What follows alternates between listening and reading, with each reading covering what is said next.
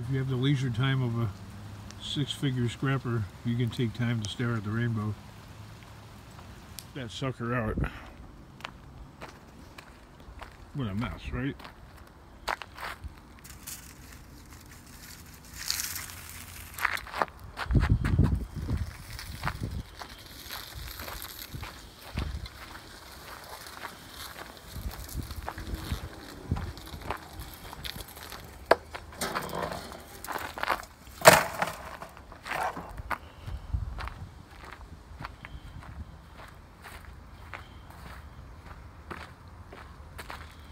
This stuff I would probably sell to the Chinamen.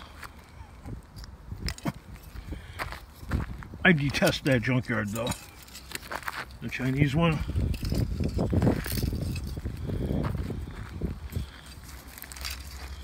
It's deplorable.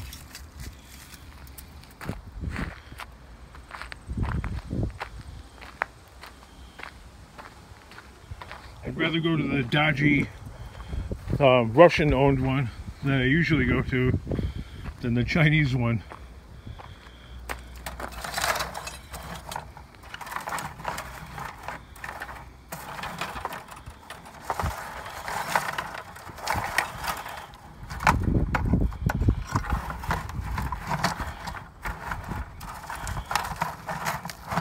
So one thing about the Russians is they could fake it like they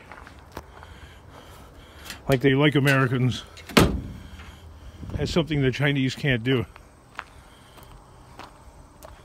I don't think they're capable of it, actually.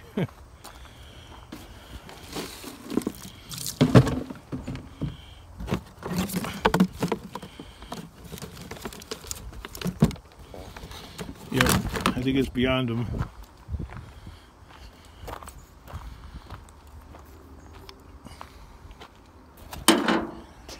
I'm just sharing with you my life's experience. They're not good at faking, they're great at copying. Chinese are great at copying. They copy everybody else's technology, ideas, and ways of doing things to support their end goal. That's the only reason why they're engaging in capitalistic endeavors. They really don't give two whits about capitalism. This is just all it ends, a means to an end. You can tell it in the, you know how you can tell? In the quality of their stuff.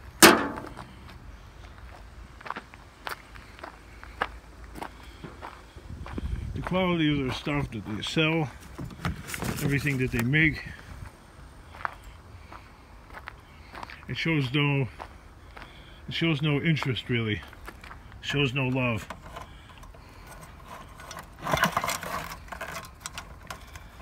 They would just as soon go back. If they could achieve their ends, they would just assume to go back as a society 2,000 years.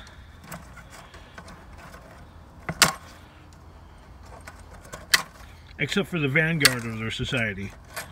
They would remain ultra modern, but as for the rest of their society, they would put it back 2,000 years. That's my claim. And the world too, for that matter. Oh, this came out, well, I'll have to be with the next load, I guess. Yeah, there's no love. That's my claim. No love, no interest in, because nobody will agree with me, but see, our president did something no other president could do, and got those fuckers to actually tip their hand. And the president of China, if you really call him a president, not really a president, he's just an appointed head. Isn't that an American president? Well, you could kind of say that about a lot of them, except for this one. This is the only one in our lifetimes that's not an appointed head of state. He's not part of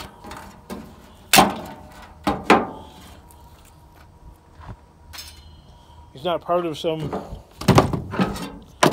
big party agenda. It's amazing.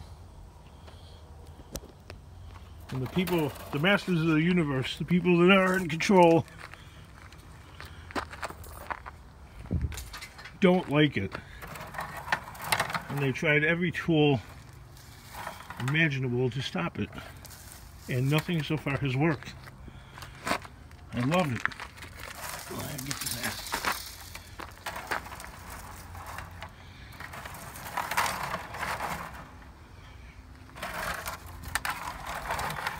Now, it's my claim, although the Russians, they hate America too, but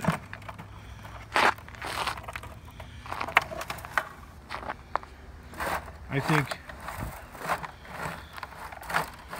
that they would rather,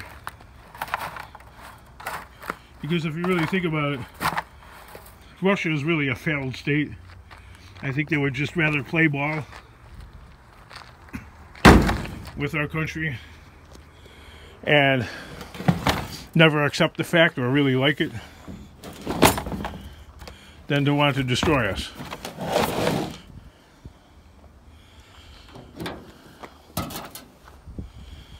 Sure, they got bombs pointed towards us, and they actually have more.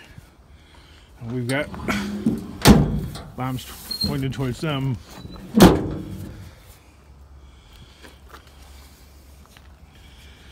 But,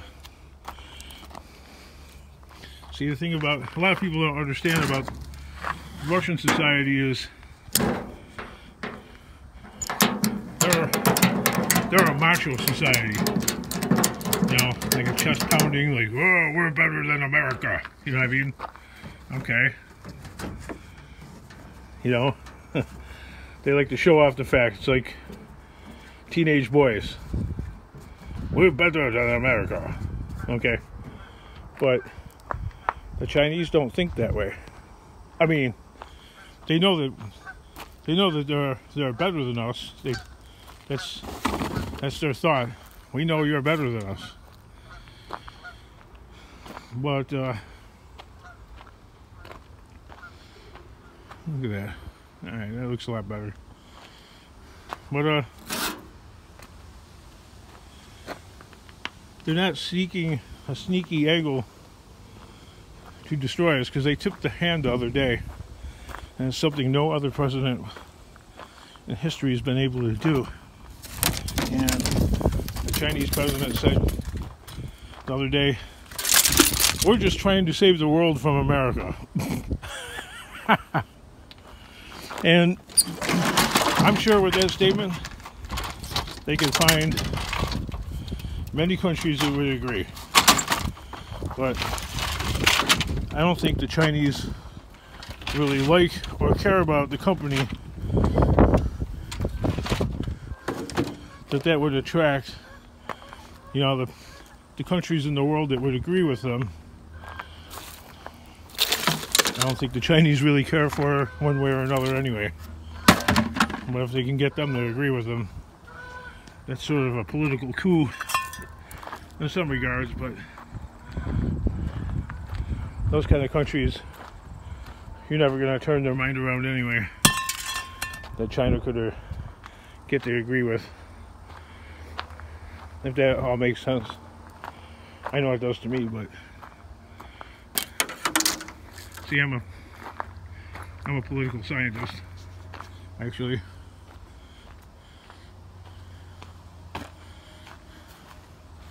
But you in on that little fact. That was my field of, it's like my sub field of interest. And that was one of my core curriculum when I went to college, which I dropped out of because it's frighteningly expensive and incredibly boring, and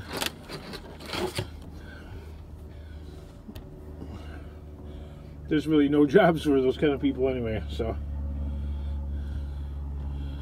you know, the mass media and the television and all that are filled with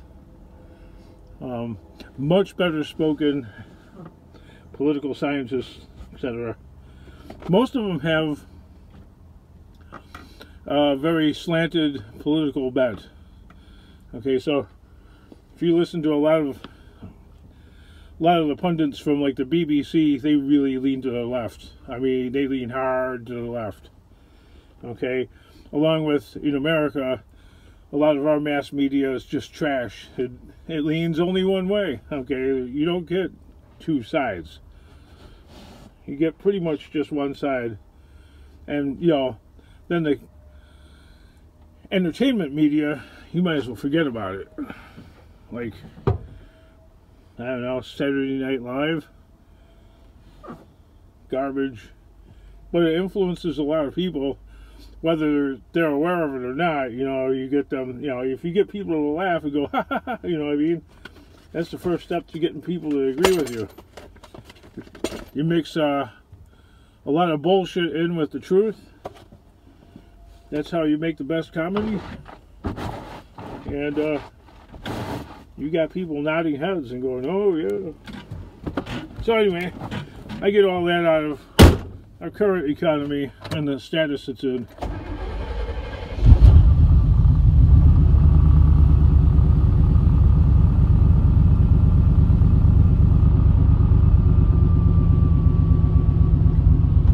So there's a couple of scrappers on this YouTube channel that have claimed to me that the prices for steel have gone up, which is actually a little bit surprising.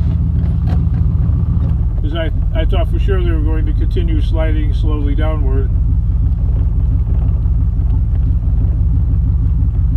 You know, because, well, first of all, China's pissed off that their gig is up, okay? So me personally, I don't give a flying fuck if the scrap metal price goes to zero. If this is a battle that our country could win, I don't care. Let it go to zero. Let it all go to hell. I don't care. That's how much I don't care. I don't care. Sure, it's not the best thing for me, but I'll just, I'll switch mostly to fixing up old cars and flipping them. You know, just, that's what I used to do mostly. I always scrapped, but a long time ago it was fixing cars and selling them. You know, put as little money into it as possible, make it really nice, and sell it. Get it for next to nothing. Like a pickup truck, like well, this guy does. This guy claims he doesn't have a title to that Ford, and I kind of don't really like Fords for scrapping because they're not really that great, and neither are Dodges. But shit, I'd buy that Dodge for like, I don't know, 100. I'd buy it for like scrap weight. That way I can't lose. And yeah, I'd fix it up. I'd fix it up to the point. Why don't you fix your own trucks, Kingdom? No, well, see, I'm a whore, okay, and I want to prostitute myself for the best dollar I can. That this ugly, stupid whore can get.